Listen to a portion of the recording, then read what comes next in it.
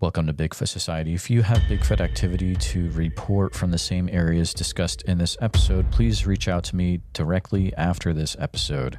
And if you'd like to be on the podcast to discuss a personal Bigfoot encounter, please reach out to me directly at bigfootsociety@gmail.com. Do you wish there was more Bigfoot Society to listen to every week? Well, there is now. If you become a supporting member over at Patreon, you get a special members-only episode every single week on Wednesdays, and sometimes even more episodes. Head on over to patreon.com/the Bigfoot Society. And now let's get on with the show. All right, Bigfoot Society, we've got the privilege of talking to Mr. Ben Freed from Bigfoot Ops today. He's an individual. He's a Bigfoot researcher who spent nearly 15 years tracking, studying, documenting evidence of the Bigfoot in the area around Mount Rainier, but, kind of near Ashford, Washington. And he's had so many incredible things happen. He's got a team that's out there looking for evidence. They have multiple research sites. There's a ton of things for us to talk about today, but welcome to the show, Ben. Yep. Thanks for having me, Jeremiah. I appreciate it. Absolutely. I mean, you've sent me a lot of really interesting things, but I want us first to focus on what got you into Bigfoot to begin with, and what kind of things have you experienced in this area outside of Mount Rainier? Well, it started all off as accidental, actually, because I didn't have any prior. I wasn't a Bigfoot fan prior to 2010. Didn't really believe in it, or an avid skeptic, I should say. But I actually had an encounter on 2010 with my granddaughter when I was out there fishing. I believe this was June 25th, 2010. It was about 80 degrees out. It was 10:30 in the morning, and we ran into two creatures out there. I didn't get to see these creatures, but I did hear them. At the time, we were trying to find a fishing spot, and I hadn't been up in that area at all, so I wasn't familiar with the landscape out there. So I was actually trying to get down to the river, and we were down in a little ravine at the time. And what I can remember about it is that, like I said, it was a nice sunny day, pretty warm out and everything. And we were hearing birds and insects, the whole works. But anyway, as we was walking through there, it's like everything went completely quiet, like somebody flipped the light switch, and didn't hear any kind of birds, any kind of sounds, not the normal forest sounds that you would hear and everything. But I started hearing a gurgling sound, and I thought, well, that's kind of strange. What is that? And then it was preceded by screams from a single creature. It's probably within 350 feet in this heavy brushed area. And I thought, wow, what is that? So this went on for like 5 minutes or so and everything. And I said, wow, I just got my curiosity up. So I tried to get back up on top out of this ravine to see what it was. And I could hear a lot of branch breaking and stuff like that going on. And I got up behind a tree, and I said, well, I'm going to look over and see what this is coming out of there. And as I was standing there, about I would say probably about 30, 45 seconds or whatever, I actually got another sound from my left, another creature start screaming and everything. And these two creatures sound like they were screaming to each other at the time. I don't know if it was communication or what they exactly were doing, but they didn't know we were there. I actually got on the phone and says, oh, you got to, I tried to call my son to let him hear this because it was so loud and, like I said, it sounded like a woman screaming out there and everything, and I knew that's what it wasn't a human. This sounded weird at the time. And as I was trying to do this, my daughter, my son was actually taking a nap, and she wouldn't wake him up or whatever. So I'm kind of frustrated with that, and his screaming is getting louder, getting closer to me, and everything. And as this was going on, my granddaughter started crying and everything. And it kind of alerted them to our presence there. And then they just stopped screaming, just instantaneous, and then they just actually ran off. And so that was basically my encounter. I'm going, wow, I never got to see what it was, but at the time I thought, back in my mind, I said, wow, that's nothing I've ever heard out here before, any kind of elk or anything like that. So I assumed it was, the only thing that come to mind was Bigfoot. And I actually lost like 4 days sleep over that, this particular incident, trying to figure out what it was and everything. So I called BFRO, got in contact with Scott Taylor, and he come out there. I think it was about a week later. And we actually found some 17-inch tracks, a lot of branch breaks and stuff like that. And he kind of verified that, yeah, he thinks it was Bigfoot. So anyway, it was regarding that incident. And then I spent, from that, just built, it kind of got my curiosity going. So I thought, well, I'll go out here and try to see if I can find whatever this is, because he was talking about Bigfoot so much that I was kind of like, well, okay, I'll probably go out here and find Bigfoot in 2 weeks, whatever. Get some pictures, just like the regular folklore everybody else talks about. But I ended up spending about almost 2 years out there tracking these creatures. And at that time, in this particular area, there's a bridge washed out by National Pond up by Ashford, and you couldn't get across the bridge because it was washed out from a prior storm, I think in '72 or something like that. The tracks and everything would always come across the river in this particular area, and it would come and go across this river area. So I had to get around to the other part, and I had to go way on the other side of Ashford, and it took almost 2 years to get around there to finally find this road that goes back up in there. And as I got over there, finally, I found a particular site over there, which I call Charlie. And this took 2 years later, by the way. I was out there, and how I found this particular area was I was out there about 7 o'clock in the morning, and I had just stopped, and it's an area. There was some prior logging going there. It wasn't a really thick brushed or whatever I should say, forested area, but it had like a little clear cut, and it had been done probably 5 years prior or whatever. There was just some heavy pine trees out there and whatever. And get back to my story, I can start rambling. As I went to go out this picture spot, like I said, it goes up into a flat area where they logged out, and was an old platform where they used to pull the logs in there, and they would stack them in that particular area. Anyway, the road divides up in two different ways. Between one goes east, one goes west, and they only go in there about 150 feet, I guess, and then it stops. So it kind of dead ends. It's the end of both sides of the road. Anyway, as I stopped and got out of the truck, I thought I heard knocks. I heard 3 repetitive knocks, and I thought, wow, that was weird. Maybe I'm hearing things. So I opened my door and get out. And as I'm standing there by the truck, I heard 3 more successions of knocks, bang, bang, bang.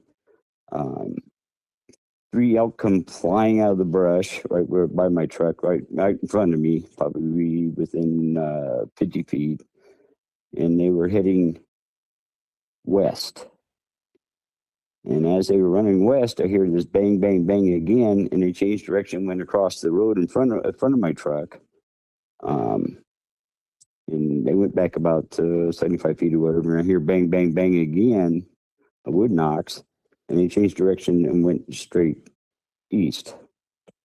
So I thought, wow, that was kind of weird. So anyway, I went back in there, looked around, didn't see anything, and decided to go back there that night. I went back there approximately 8 o'clock at night, and I says, well, I'm going to go out there and see what's going on. So anyway, I stopped. I took my wife with me the first time she ever went with me out there in 2 years. And we went to the west end of the camp, the site which we call Charlie site now. And as I got out of the car at that time and didn't take my truck. Anyway, got out. I was sitting there just fumbling around for 5 minutes, and I smoke. So I was sitting there smoking a cigarette and everything, and I was just listening. There wasn't much go out. There was dark at that time, February, and I started hearing whining sounds, and I thought, "What? That's kind of weird." So I did a couple whoops, and then I started getting some replies from. At this time, now I know they were juveniles. Then I didn't know what that was. So um, this went on for a few minutes. I would whoop, and they would start this singing or whatever, which is typical for juveniles. And I think it was, like I said, 5 minutes or so, and then we started hearing a scream come off the hill of something. I would say it was a female at that time, sounded like a woman screaming. I mean, she was like bloody murder screaming. You could hear her come down off top of the hill, brush and, trees are cracking, branches are breaking. It sounds like a bulldozer was coming off the hill, and she was flying down there. And as I was standing there, and this, like I said, it's pitch black, can't see your hand in front of your face. I started hearing brush movement coming in from all directions around the car, and I was hearing growling and grunting. It's at the same time she's still screaming. Um, I would say she was probably doing this for a good 20 minutes or so as we're standing there, and I started hearing brush being pulled up, being thrown at the car. I could hear gravel hitting all over top of the car. It's hitting me. I could hear stuff being thrown up over top of my head. Uh, along with the brush, pieces of log, rocks. Everything was flying around me at this time.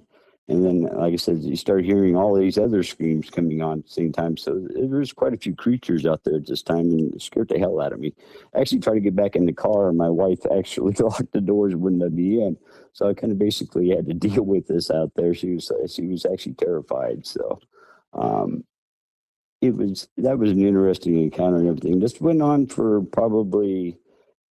Um, Before they calmed down, I would say like 25 minutes. And I stood there, didn't make any more sounds or whoops or whatever, because I thought I bit off more than I can chew. And I thought it was actually going to get pretty hurt out there. Um, I'm trying to remember all the whole incident because there's been so much stuff going on out there. Um, as they calmed down, like I said, you can still hear these juveniles vocalizing and stuff every so often. They kind of settled down, and they were just some sounded like chatter out there, and I guess it sounded like people talking, but I couldn't understand what they were saying because wasn't like an English language or whatever. It was just people, and then whatever. Um, I could finally convince my wife to get out of the car because she was still thinking this female out there. There was a woman out there being hurt because the screams were like, and it sounded exactly identical to a woman screaming out their bloody murder. Um, I'm hyped up on coffee. I'm trying to slow down here. Anyway, as I'm telling her stuff, we sat there for like an hour and stuff, and we could still hear all this talking going on and branches breaking out there. And I was trying to convince my wife that yeah, there's nobody else out here this late at night. And I got back in the car. We took her down the road there and down by the Cat Creek. There's a creek down there. And as we got out, and I said, see, there's nobody here to show her there's nobody around here in this area. And I said, there's no women or anybody else sitting around in this brush this late at night, making these noises or whatever. So anyway, as we got out of the car, they actually followed us over these creatures. And we're only talking like a quarter of a mile or whatever drive down there. They were making all kinds of noises still down by the creek by where we were at. So I dealt with that for probably 15, 20 minutes, and I said, you know what, I'm going to get back in the car and we'll just go ahead and go because these things start getting all riled up again. So anyway, that's how we found Charlie site, and that's where we started. From there, that's where I started researching from, and basically expanded out from there to we have 7 sites now from expanded from Charlie, but I've had so many instances happen at Charlie over the years. Um, let me back it up here. It's in 2013, which is the same time as incidents. They were from February to August. They were really a vocal group out there. I mean, just every weekend we went out there. Just went on for hours where they were calling back and forth, and you could hear these creatures communicate all the time out there. Which since then it's thinned down from, I think, I'm trying to remember, it was August 30th. I think it was our last big time I heard the group out there vocalizing. And then Chuck Madsen actually got the recording of the last night we heard that stuff out there, which is typical for this particular group. But I believe the group moved on to the northeast of Rainier over there. And only said that is saying that is it's because somebody else recorded something similar to their sounds I heard in 2015. A guy was sharing some of the stuff. I said, yeah, sounds exactly what I was hearing out there. But occasionally we get these vocals or whatever. So I want to jump. I want to jump in, Ben. Yeah, just for I heard something. Yeah, go ahead. It's so when I was listening to your sounds that you sent over, I had the same thought. I was like, I've heard this same stuff from individuals kind of, in the Rainier area at the time that sent it to me. This is like a year and a half ago, 2 years ago. And I was like, oh man, it's the same deal. This Charlie area, how big do you think is the group they have in there then? Well, the group is diminished since then. This particular group, like I'm talking about, it moved to the northeast, and right now, in this particular area, there's a new group that moved in, a smaller group. It's probably like 4 or 5 individuals. At that time, that group there was probably over 10 individuals in that group that moved. Oh my now, gosh. the area went quiet. I can't say it went quiet, but we had a single individual that we recorded for years. Just I believe it was a male, and it's a juvenile. We know that. I think in 2017, that's the one I actually seen him. But we recorded him until just recently. I believe last year. We know there's another group in there now because we've picked up juveniles. A male, which we believe is the same individual that's been there. He's much bigger now. This individual's 8'2", but when I seen him in 2017, by the way.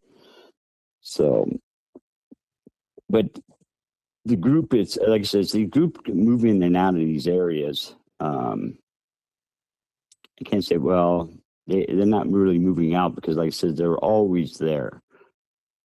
It's difficult to explain, but we know this big main group is not there anymore. They were really vocal. We're not getting vocalizations like that anymore at all since 2015. It kind of we might get a long call or whatever, and you'll see what I'm talking about when you play your recordings. I know you've heard them already, so. Absolutely. So you've had actual visual sightings in this Charlie area?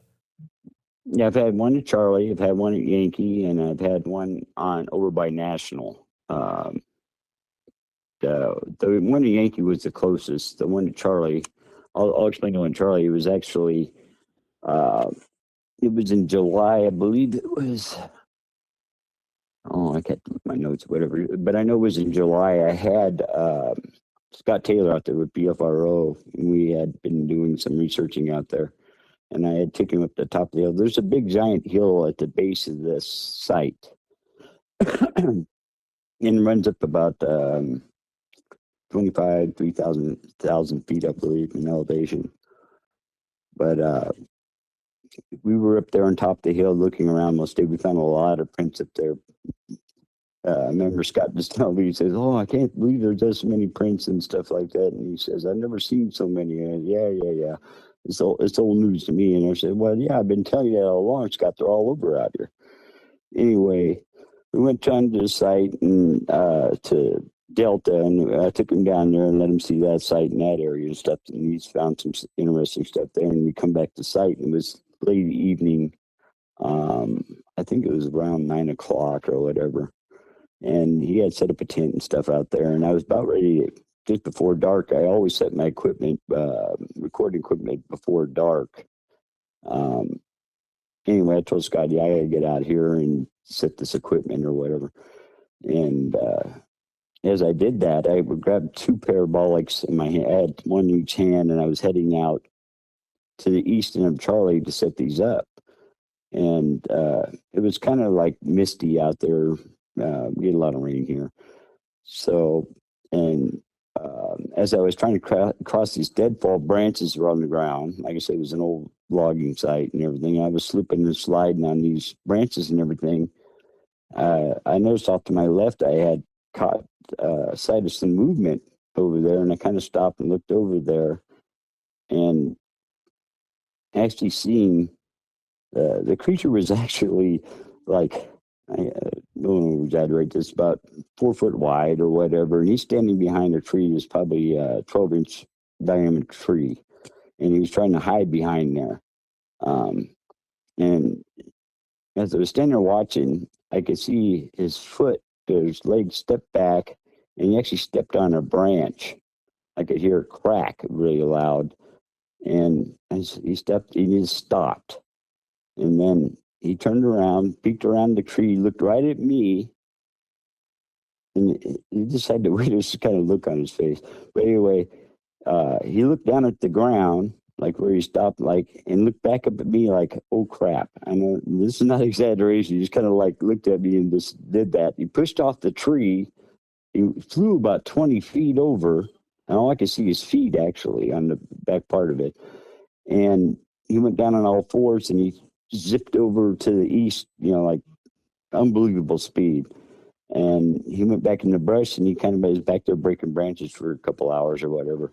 So I kind of stood there for a minute, kind of like dumbfounded and going, "Wow, what did I just look at?" Because I only had about, I would probably say, 10 or 15 seconds of really looking at the creature before it went down on all fours and took off. So anyway, I kind of just hightailed up and talked to Scott and said, "Hey, Scott, I'm not gonna believe this. Actually just seen one out here." So he grabbed his thermal camera and he ran out there, and he was standing on the stump looking around. I said, "Well, you can still hear it back there because it was still making a lot of racket back there, breaking branches and stuff." And I looked at Scott. I said, "Well, do you want to go in there and see if you can get him on the thermal?" He says, No, I'm going to go run back to the tent, and you'll probably come back around." But that was my first sighting of it. At that time, being dark and everything, I said, "Well, we're not going to go back in the brush and try to do whatever." And I actually had another researcher show up there. I think it was probably about 10 o'clock and everything. And I was telling him about the sighting out there, and he could still hear cracking branches. I mean, the thing stayed up back there like 2 or 3 hours. It was back there, and it just stood there and broke brush. And I can hear it vocalize every once in a while. I actually have recordings of that. And it was actually mimicking like a little owl thing, which they do a lot. To me, like I said, this is so long ago, it's not a really big deal to me now. Like I said, after being that for so many years, sorry for not making it sound like, "Oh, it's so exciting." To me, it's not. It's just an incident of one of the many we had out there. So, I mean, meanwhile, over here, it's blowing my mind. I mean, like, so I've never experienced a visual and like all these things you're sharing. I mean, dude, the Charlie area is absolutely wild, or it was back in the day, correct? no, it's still technically wild. Okay. Yeah, I'll make it up to the point where we had something happen out there last year. It was kind of funny incident. Yeah, because we still year after year after year. And I'm going out there in a couple of days again too. So I try to get out there once or twice a week. We still record activity out there. Um, it's just like to me, it says all this stuff has been done for myself anyway, because we're not trying to vet anything or trying to prove they exist. Um, you'll sit here and try to, argue with people all the time. So I don't try to get in that part of it. I say the politics of Bigfoot. Um, this stuff is done for ourselves to find our own answers, and we've come across some interesting stuff. So, um, again, here I don't want to get jumping all over the place. No, but Ben, I think that's a good idea to maybe talk about that for a few minutes. So Bigfoot Ops is primarily just to get answers for yourself and the members of the group. Is that right? Right, and I share with other groups. We share any kind of information we get with other groups.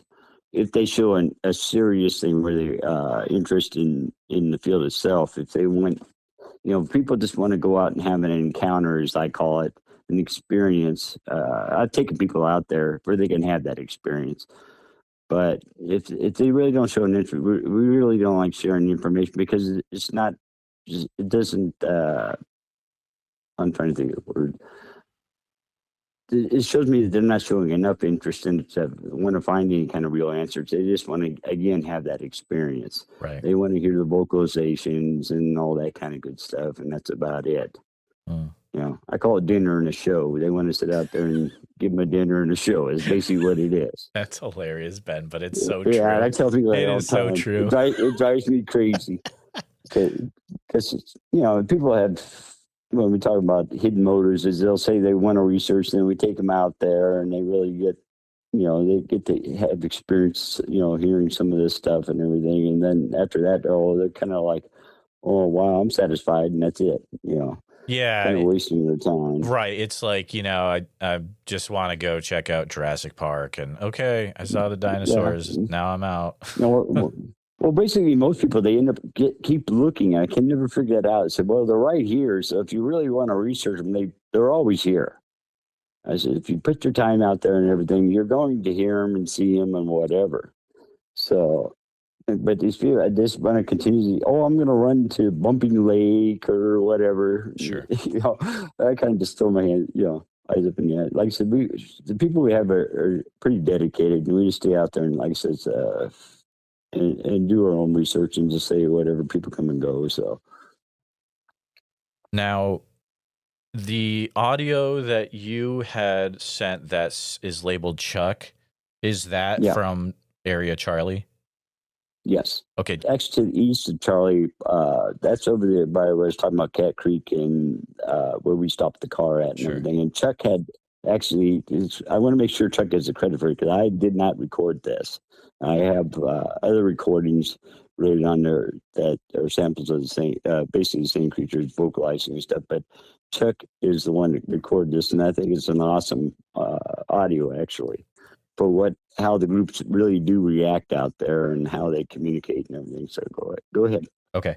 So this is, and you're going to hear multiple individuals in this recording. Yeah, correct? this is one. There's a single male that makes it to explain this. I usually explain it afterwards, but the single male he's vocalizing. This is actually his second vocalization before Chuck got a recording. He didn't have his recorder. It was in his truck at the time. This is actually handheld. The creature's vocalizing, which is that basic Ohio call, for an example, to relate it to. And you can hear this long, stretched out siren call, and you hear 4 females reply. These are all separate females actually replying. So I'll just play that. Okay. Go ahead. All right. Let's check it out.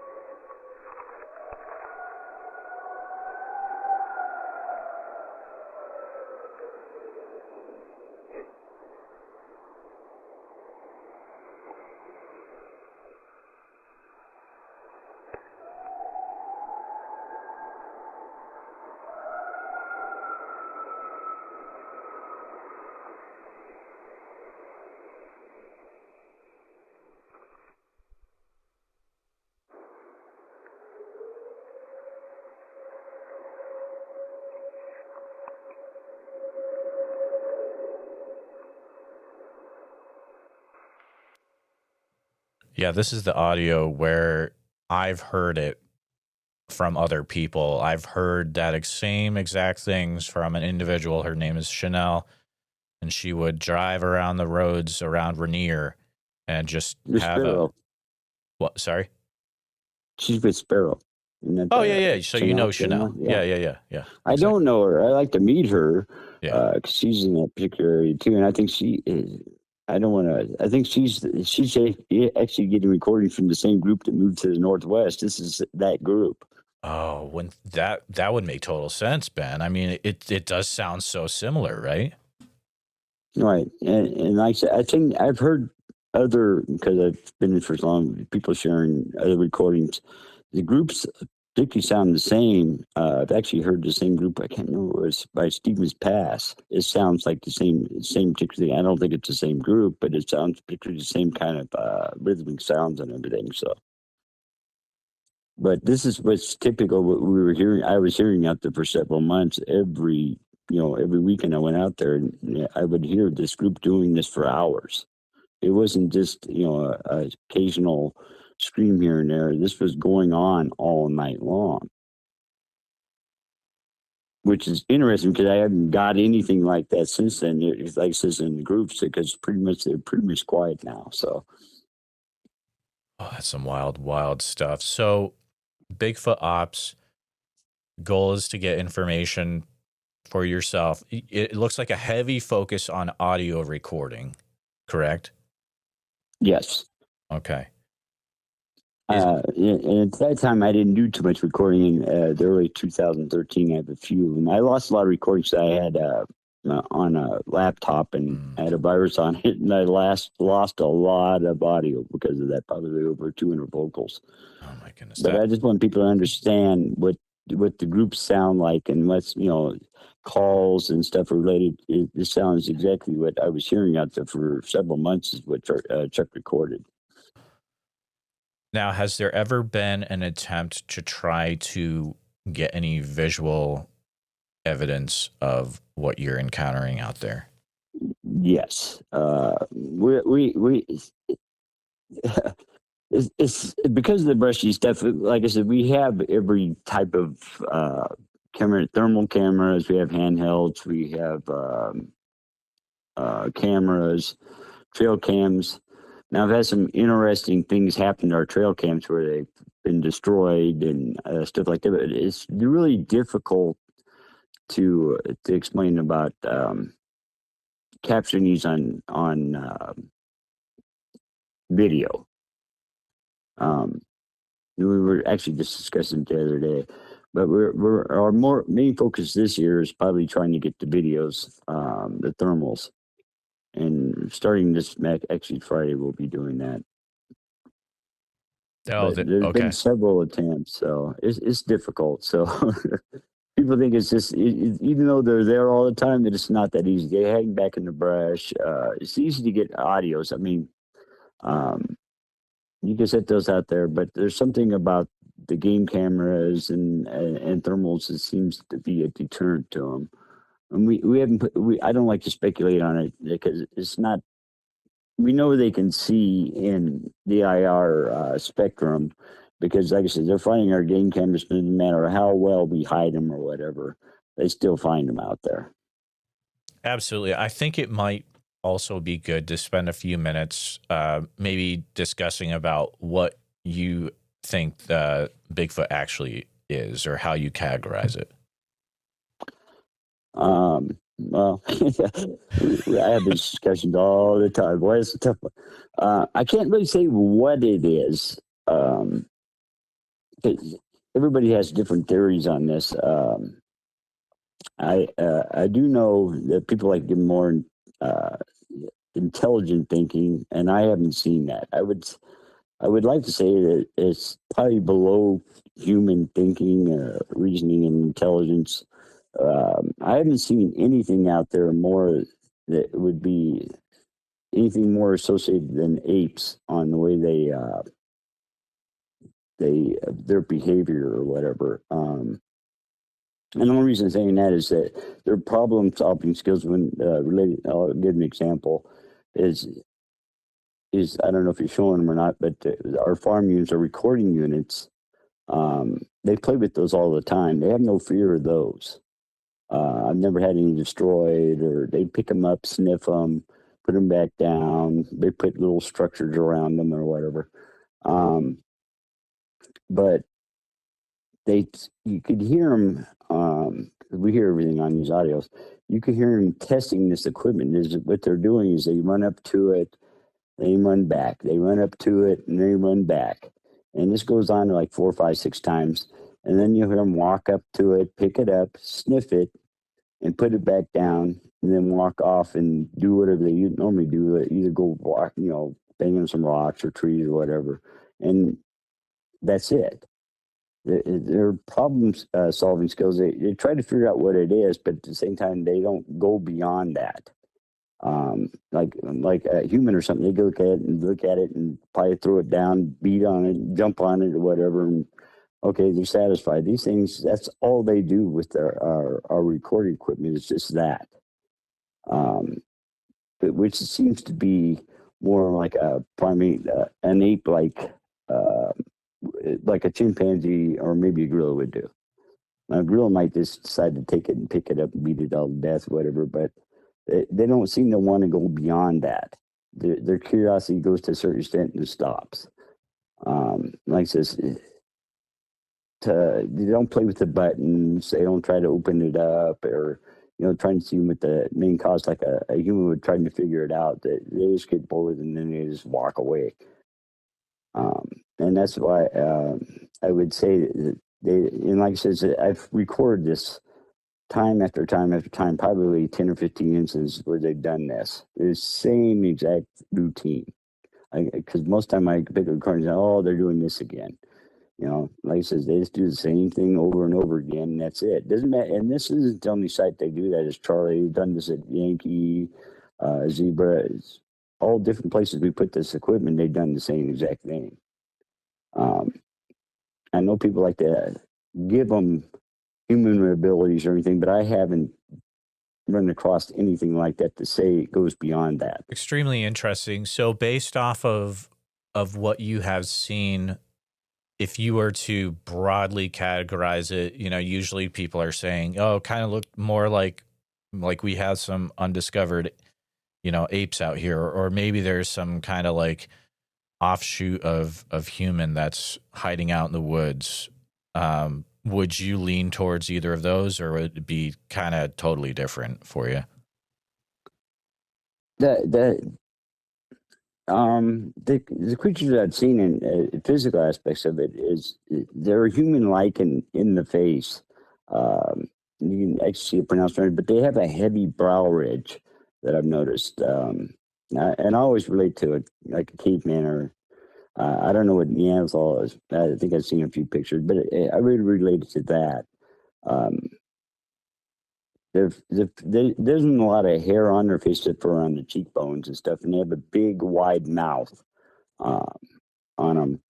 Very, very big, huge creatures. I tell anybody's ever seen one, the word that only comes to mind is massive and huge. If somebody tells me, if I don't hear those words in it, I assume that person's never seen one because people act like they casually say, "Oh yeah, I saw one over here." Well, the word that comes to mind is they are huge. That's all I think I can tell you about those things. Is just they're massive creatures. You'd mentioned that there's been also some other really interesting things that have happened in the Charlie area as well. Oh yeah, it's Charlie's had. I probably had over 150 encounters in that particular site over the years because we go visit so much. But we've had when I've taken other people out there. Well, I should say, start back from, I have to be very careful when we take people out anymore. I learned from the last couple of instances because we actually terrified a couple people, which I told them in advance. I tried to tell people this is what to expect when you go out here. I said, they're huge creatures, and you better get yourself mindset for it. They're thinking they're going out and it's going to be 50 feet away. Well, they're not going to be 50 feet away in the middle of the night when they're camping and stuff. They're going to come into camp and everything like that. But the most couple things I'll start off with is I took a gentleman out there, and I stay in a motorhome. I won't stay in a tent out there and everything, but I park it there, and usually the guy parks right there behind me or whatever at the end of Charlie. And this particular night, I had taken when I used to feed him out there. I don't do that anymore. But I took some bacon and I took it out about 150 feet away from the vehicle, and I put some bacon on the plate out there, and I come back and I was talking to this gentleman and everything. He said, "Well, we'll go to bed for the night, and in the morning time we'll go out and I'll look around, show you some prints and everything." And this guy actually used to be my boss, actually, so a sweet revenge. But anyway, um, the morning when I got up, I happened to open the door and look down on my bumper on my motorhome, and here's this paper plate. And at the time, I didn't associate with the plate I put out there. But looked down and said, "Wow, that looks like the paper plate I put out there." So anyway, I went out to where I put the bacon on this paper plate, and it was gone. And I thought, "Wow, that's kind of weird." And I kind of looked around and stuff, and I walked back, and I said, "Well, that must be the paper plate that I put on that stump," and I actually put it on my bumper. So anyway, as I was coming around the corner, and like I said, this was probably 6, 7 o'clock in the morning. Um, this gentleman come out of his car in the back, and he's just white faced. I mean, you can see some kind of terror on his face, and I'm going, "Wow!" I said, "What's going on?" And all he could get out of his mouth was, "This Bigfooting's not for me." And he was actually physically shaking and stuff like that. And I'm going, "What?" He says, "Oh, I'm going home. This ain't for me." He got in his car. He actually left. And I hadn't talked to him for like 2 years after that. I never did find out exactly what went on. And so I actually had a meeting here in a couple. We were talking about Bigfoot, and he showed up for his meeting. And he wouldn't talk to me about the incident whatsoever, actually, in those 2 years. I go, "Wow, just tell me." He said, "No, I'm just not going to tell you." So he finally told me, we were at this meeting, I said, what had happened that night.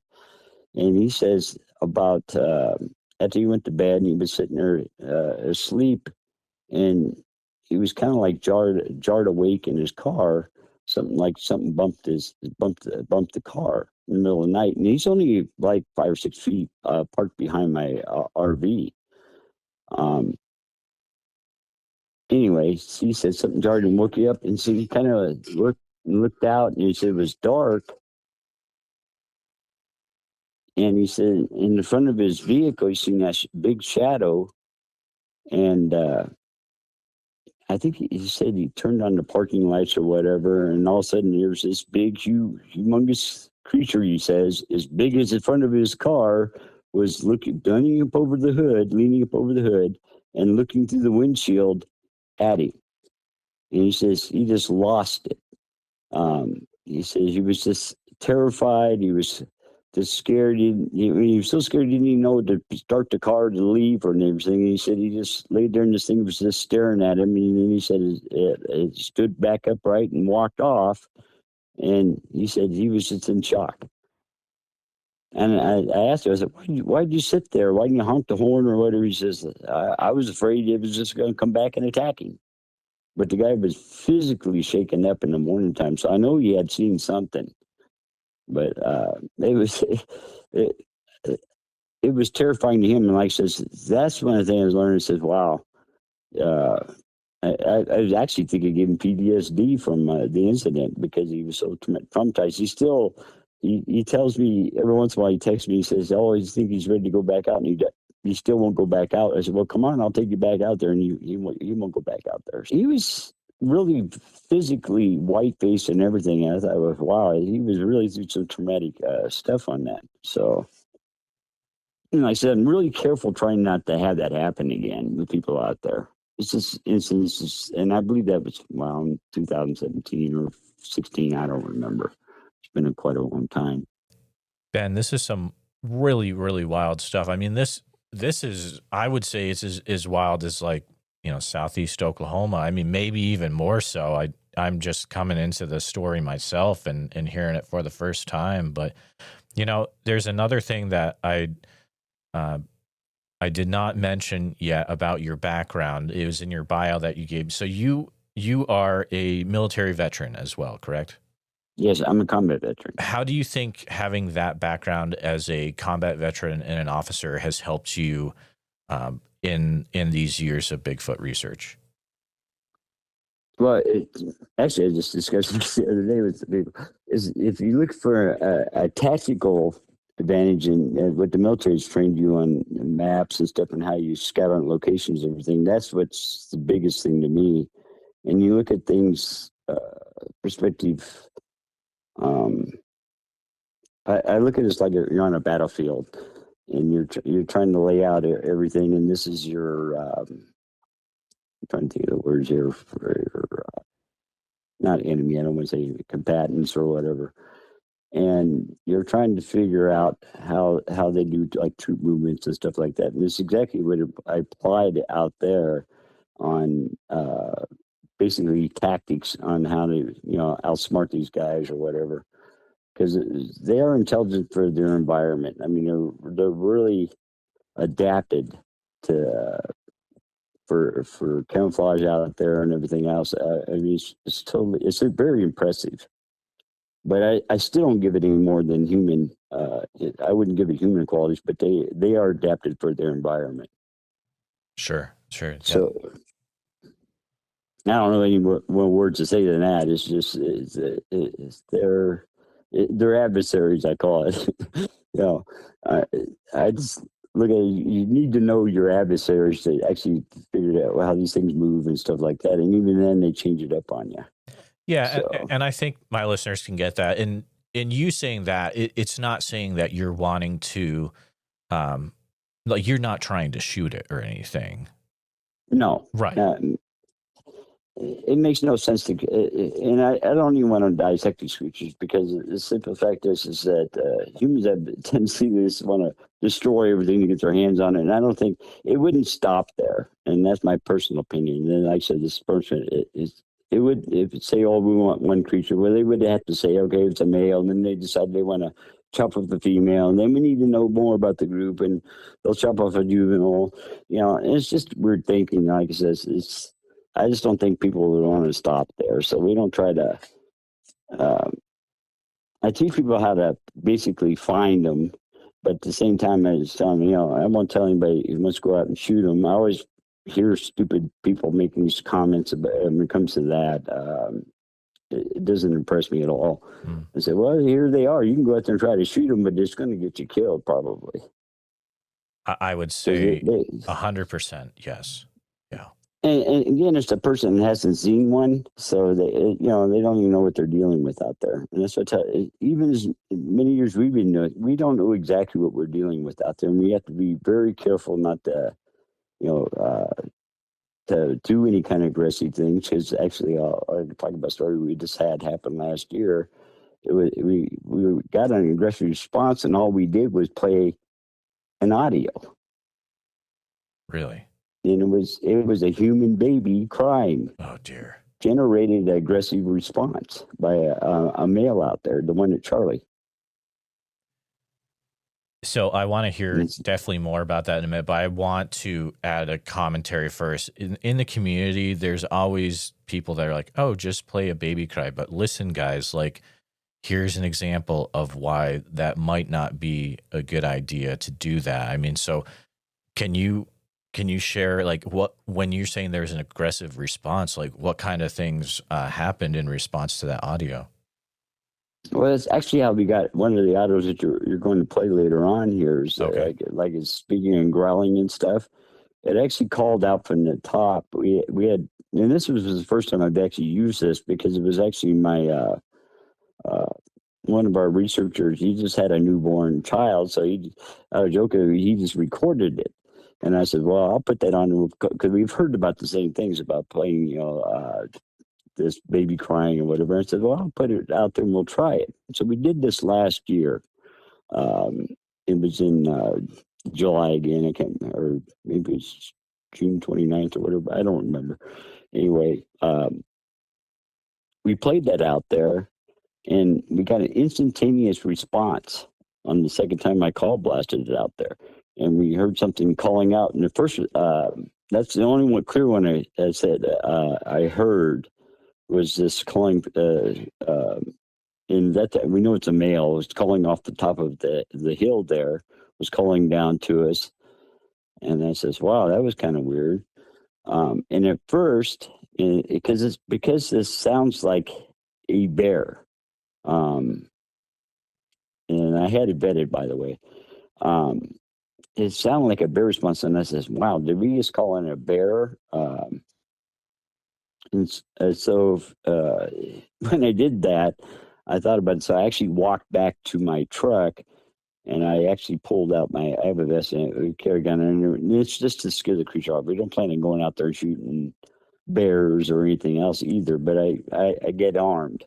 And so anyway, as I did that, I was back in the truck. This is two things because it actually ended up being a funny incident. Is as I come back out of the truck, come back around, I actually looked at, and I don't want to put his name out there. Um, One of my fellow researchers, and the other one standing behind him, he's holding a chair up, like he was going to hit something out there. And I said, "What's going on out there?" He says, and I'll go ahead and say, Kevin was standing behind, pointing. He says, "There's a Bigfoot over there." And I said, "Where?" He says, "It's at the end of just out there, like 50 or 60 feet." And he's out there and he's doing this heavy breathing. And then Chuck's going, "Yeah." He says, "They're both telling me his heavy breathing and everything, by the way." And I'm going, "Wow, I'm not hearing any of this." But um, as he's holding his chair, I said, "What are you going to do with that?" He says, "Oh, I'm going to smack that damn thing." I go, and I just started laughing. I thought it was funny. He said, "Oh, I come around here, and he's holding this chair up like he's going to do something to this creature out there." Um, and it's, as I said, it's funny. It just it's just kind of funny and everything. So anyway, we listen to Cordy. I'm still trying to figure out, my fellow researchers here, if they're listening, what you guys were hearing out, because it didn't sound like heavy breathing whatsoever. It sounds like growling and I don't know. I would say off the wall language I've heard out there before, but it just sounds like something growling. And like I said, we thought it might be a bear at first, and like I said, we kind of, when I did the audio and everything, and I says, "We need to send this in and see what this is this is a bear or not." So actually had David Ellis, and people know with OP, he's very good at audio. I call him the guru of audio and everything, and he uses Macaulay Library to use distinct animals with sounds and whatever to identify them. But anyway, come back. David's saying, "No, it's not a bear." The only thing he could come close to was a, a grizzly he picked up on a YouTube or whatever, and it wasn't identical, but it was close. But we don't have grizzly bears out there, and at least in this side of the Cascades. They're in the north side, and I know there was no grizzly bear out there, but that was close to do it. And I actually sent it off to another gentleman, which is the bear biologist for the state of Washington, what used to be up to a couple of years ago, to have him identify it. And he's saying the same thing. No, it's not black bears, no bear that he knows of. And he worked for the state of Washington, by the way, for the biology department, so the Department of Wildlife. And then I actually sent another one, two other people that were avid bear hunters to get their intake on it, because I really don't want to call someone it isn't. But um, they were saying, "No, that's not a bear," so I don't know what that is. Same thing with biologists. He said the same thing. He didn't know what it was. It's always extremely interesting when you get biologists involved and they're like, "Yeah, I mean, it's nothing we got." Yeah, like I said, and I've had to work with I sent a couple of emails to the state now, to the female biologists in this particular area, and I've shared some audios and stuff we were discussing over emails. And it amazing. It's kind of frustrating in a way, because you would think, like, biologists out there, they want to know what every kind of creature is out there and everything, and they're kind of like, "Well, yeah, I don't know what that is." Well, wouldn't it draw particular interest? It's an unknown subject out there, so wouldn't you guys would be interested in it? But no, they don't seem to be interested in it. They just kind of, "Oh well, they try to put it off, basically what it is. I think you're absolutely right in that regard from situations I've experienced myself that are similar. But let's go through some of these sounds and maybe I can play them and then you can provide commentary on them. How does that Sure. sound? Okay. Sure. Here's the first one.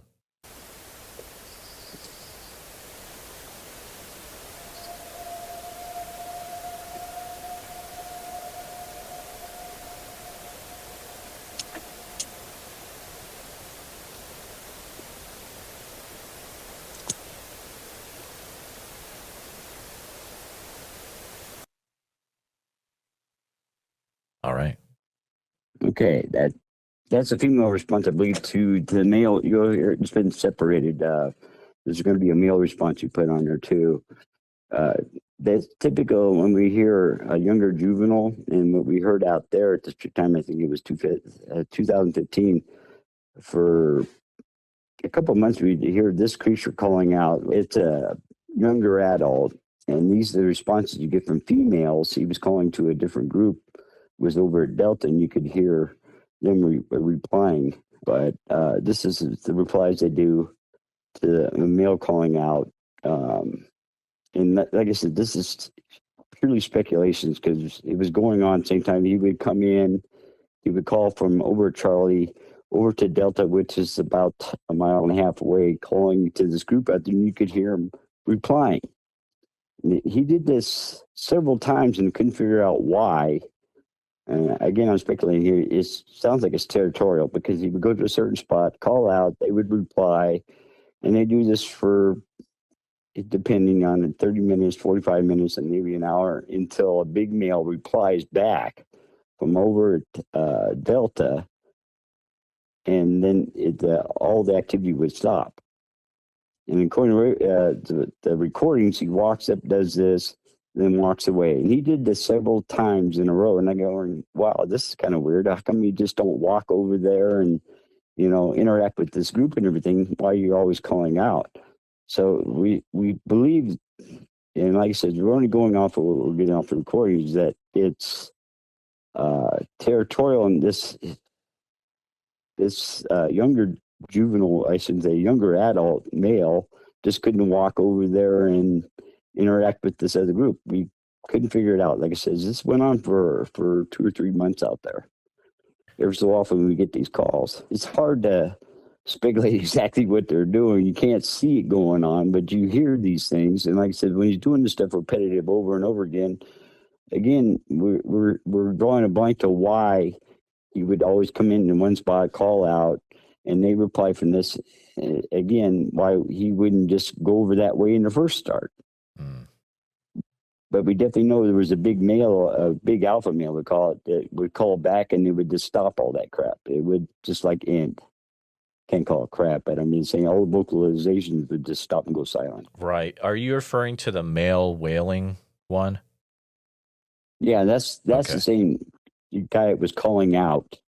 This is the younger, and you can tell the differences in sound, because if you listen like the first one, you hear that big, long, drawn out sound. It's deep, heavy. This one is a male, we believe. It's a younger adult. Got it. I'm going to play the male wailing one here. Yeah.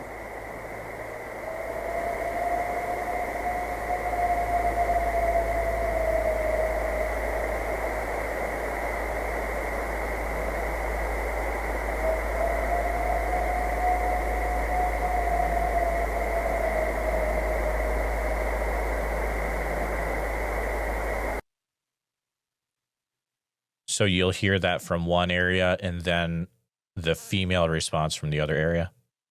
Yeah, the females are higher pitched just like that. The males, this is like I said, we think it's a younger juvenile. He's not so deep voiced or whatever. The alphas seem to be really deep toned audios that you can hear calling back. I wish I had more on there sending you, but I was just trying to give you examples. But they're a lot more deep toned and longer drawn out. This one seems to be a younger male. He finally stopped doing it out there, so I said maybe he got with the group or whatever. We don't know. So, but like he says, it's hard to assess something in a night when you're out there. And you run across this repetitive things every 3 or 4 times and try to make assessments of exactly what they're doing. When you're not seeing it, you can only guess. Um, and again, it's assumption. It could be totally wrong. But like I said, he just did the same thing, probably 3 or 4 times, just calling out over there, and we get replies. And you were just kind of like scratching your head and say, well, I wonder if that's what he was doing. If he's calling over there, you just can't go over there, to interact with this other group or what. It's really fascinating stuff. I'm going to continue to the next one we Yeah, got. go ahead. Just we'll see how many we can get through here. Yeah.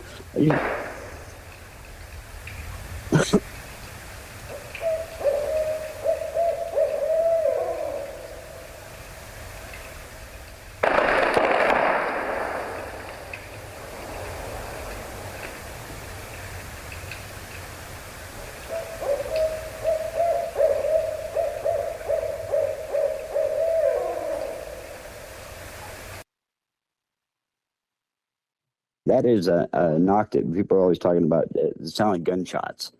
That's a typical, not a use for an example out there. Like I said, record just about everything there is. And people talk about these gunshot type of knocks. I don't even know how to even replicate that kind of a knock, by the way. You hear the bang and then you hear multiple bangs. And I don't know how they do that. That's wild. And you're just randomly picking that up with your audio recorders out there. Wow. Yeah, and it was a lot louder because it was right next to whatever was going on. So you could hear him moving above that. And I'll try to keep this short. Footsteps, you could hear them moving around the parabolic as it's doing this too. So he's really, really close. And like I said, it's very, very loud, but there's different types of knocks that happen to be one of the knocks. Well, it's one of the sounds that they produce when their communication can't. It's definitely. I think he's another alpha male.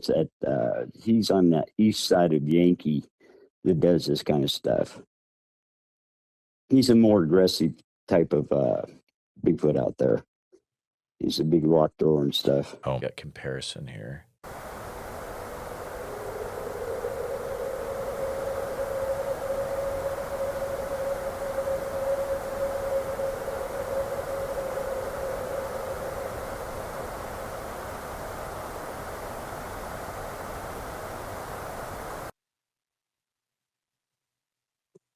All right. I don't think there's really much. I mean, that one is pretty amazing.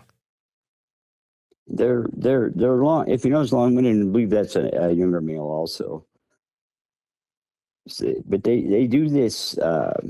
It's not like a juvenile. Juveniles do like a singing kind of thing. It does sound like singing they do out there. All I can say for real small juvenile ones out there.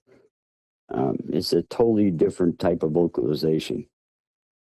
And this is just examples of different ones. That's all I can do is squeeze in there. I'd like to go through all of them, but I can't do that because we'd be here for weeks of all the recordings you got of all these different types of. It's just another form of communication. The one that says late night visitor is one that is mimicking an owl.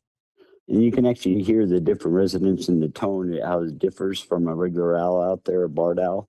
And actually, at the end of it, at the 2 minute and 35 second mark, I believe there's actually a juvenile call on there in response, and which is part of the singing he was talking about. Okay, it's labeled late night visitor. Yeah. Okay, I don't. This creature, we actually seen this. Oh wow. Creature. It was observed through a thermal, and he had come and gone several times that night. It was out there had two law enforcement individuals out there. And they were real skeptical and everything. And they actually got to see it through the thermals and everything. This creature interacting, was digging, and it would see them looking at it, and then it would run up over the hill. 20 minutes later, it'd come back.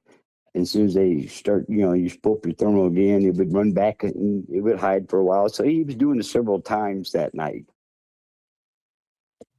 My goodness. There's one I'd found particularly interesting. I'm going to bring it up here.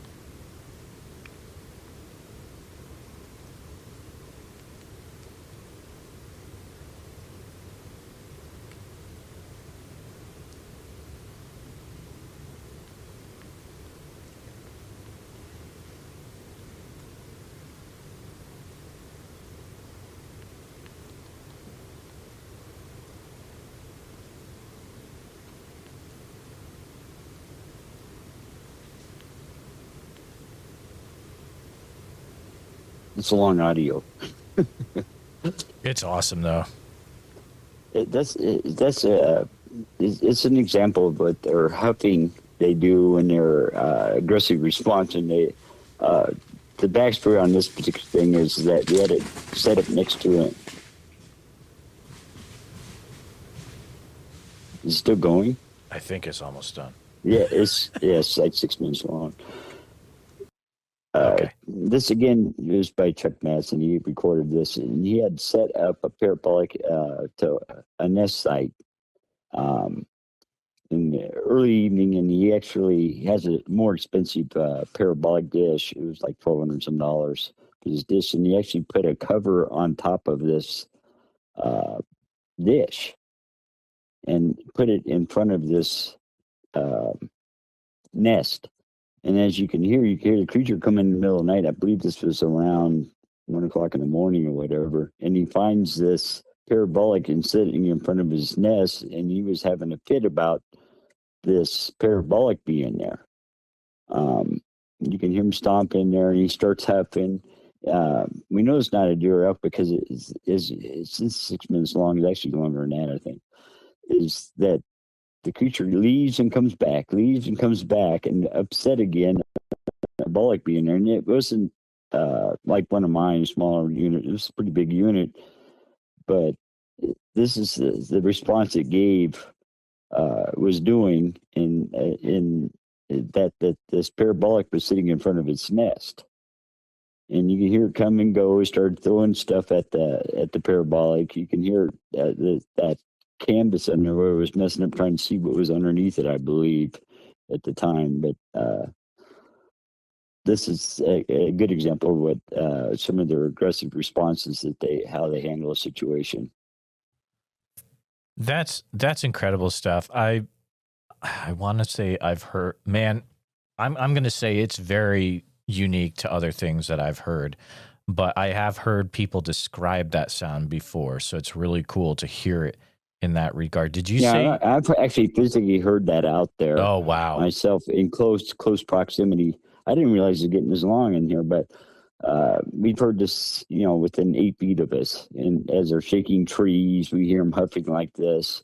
They're really upset about something. And this particular didn't even make sense because we were out there calling them out there at Delta, didn't hear or see anything for several hours, trying to figure out where they're at. And as we were walking back up the road, and this was late at night, it is dark. We had as we walked by a particular tree up this road, and like I says again and again, it's dark. We heard a little bit of ruffling going on, and this thing all of a sudden started grabbing a tree, a good sized tree, and shaking this tree and huffing and letting us know we're right there. And it could have just let us walk right by it. We would have never known it was there. But like it demonstrated us, it's letting us know it was there.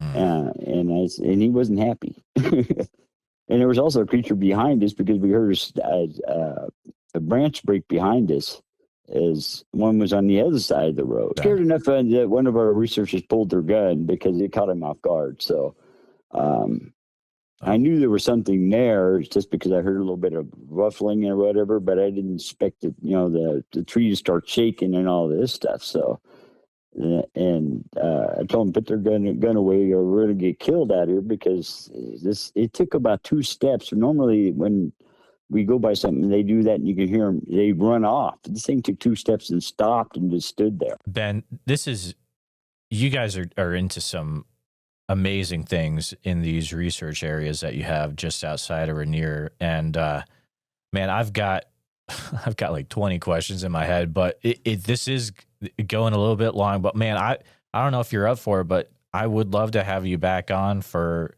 a second time. Yeah, I think you can get another hour and a half out of the stuff. Yeah, easy. Yeah, and I still got plenty of. I mean, I got so many stuff like that's happened out there, and like I says that I still got the infrasound stuff.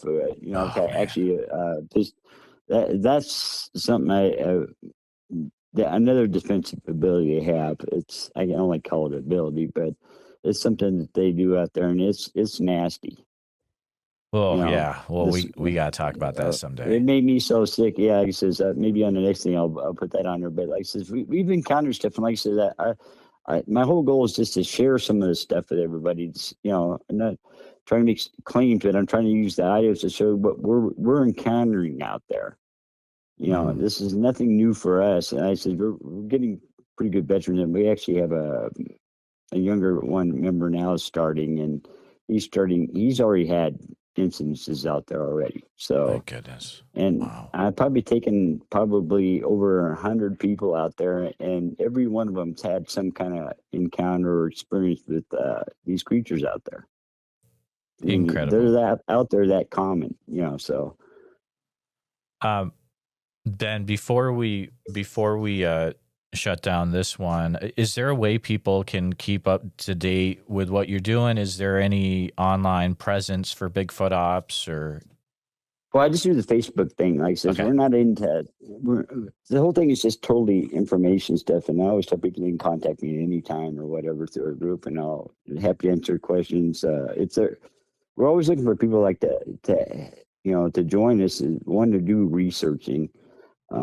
We're more than happy to take them out there and work with them, and show them the things that we've run across. I mean, I don't try to say we're all know it all, but we do have almost all the equipment that you can possibly have: call blasting systems, recording devices. Some of our new stuff like parabolic, they can record. Plus, we can hear speakers with us live. We can hear out there what's going on live time. We can do them with headphones, to do a stealthy approach, or we can just listen in camp, see what's going on out there. Like I says, it's truly fascinating what these creatures do and everything. Their communication is beyond.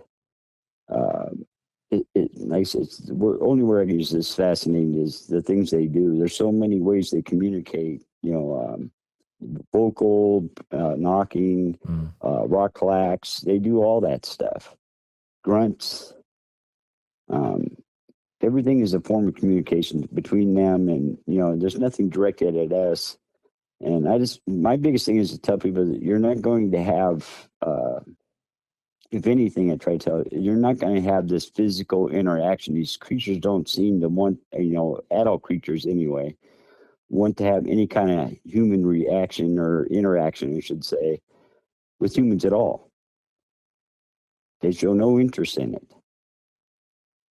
If anything, they always try to avoid us and get around us and everything. And most of the stuff we have, these little interactions and stuff when they come into camp, everything are done by juveniles or younger adults. They're not adults. Mm. Wow. Man, Ben, this has been fascinating.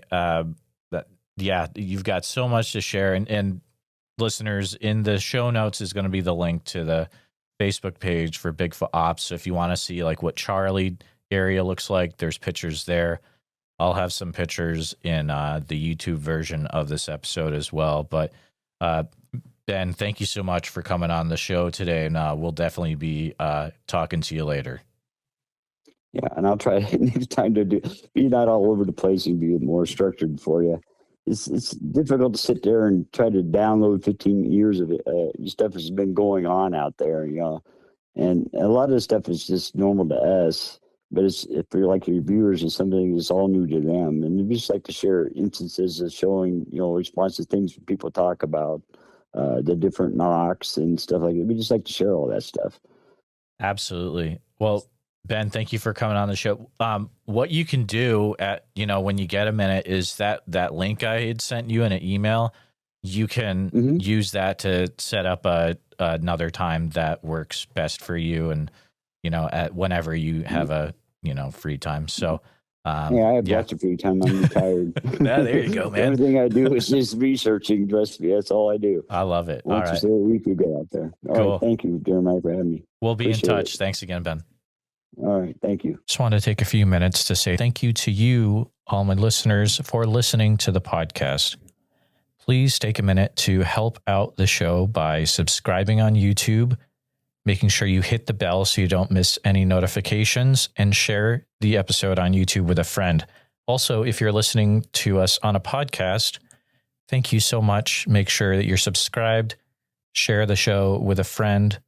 Really, it's all about sharing the show wherever you can. If you've had a Bigfoot encounter related to the following or know someone who has, please reach out to me at bigfootsociety@gmail.com or pass on my email.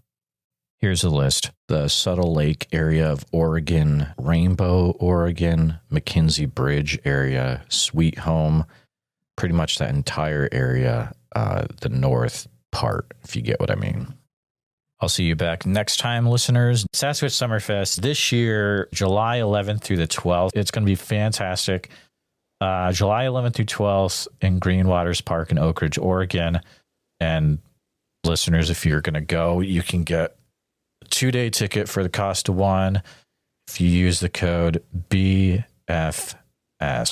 like Bigfoot Society, but BFS, and it'll get you some off your cost. Priscilla was nice enough to provide that for my listeners. So there you go. I look forward to seeing you there. So make sure you head over to www.sasquatchsummerfest.com and pick up your tickets today.